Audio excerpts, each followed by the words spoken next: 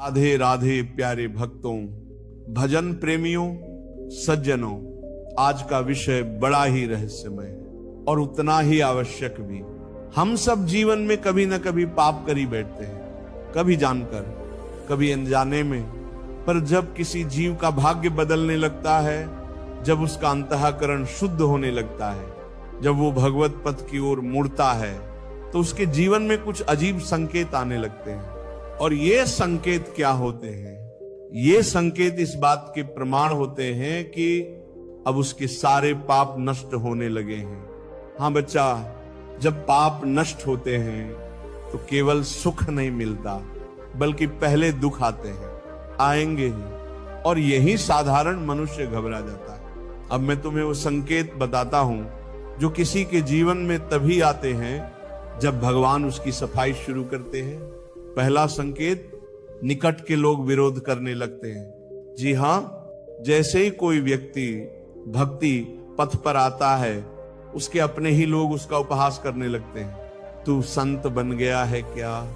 हर समय मंदिर, हर समय भजन।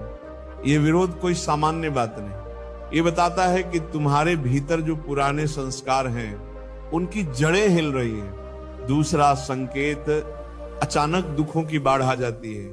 तुमने किसी का बुरा नहीं किया, फिर भी लोग तुम्हें गलत ठहराने लगते हैं। तुमने किसी का धन नहीं छीना, फिर भी आर्थिक संकट आ जाता है। बेटा, ये सब तेरे पापों की अंतिम किस्तें हैं। जैसे कोई कर्ज चुकाते समय आखिरी भारी किस्त आती है, वैसे ही जब पाप पूरी तरह जलने को होते हैं तो उनका अंतिम ज्वाला बहुत तीव्र होती है। तीसरा संकेत, मन बार बार भजन में लगना चाहता है, पर व्याकुलता बढ़ती है। तू जप कर रहा है, लेकिन मन चैन नहीं लेने देता। तू प्रवचन सुनता है, लेकिन भीतर कुछ बेचैनी रहती है। समझ लेना, तेरे पुराने पाप तड़प रहे हैं। वो चाहते हैं तू फिर उसी कीचड़ में लौट जाए, पर तू डटा रहे, बस डटा रहे। और जब तू डट जाएगा, एक दिन ऐसा आएगा कि वो सारी बेचैनी, वो सारी पीड़ा सब शांत हो जाएगी। चौथा संकेत, स्वप्नों में अजीब घटनाएं दिखने लगती हैं।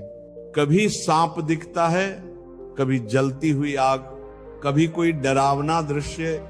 मत घबरा, ये तुझे नुकसान देने नहीं आए हैं।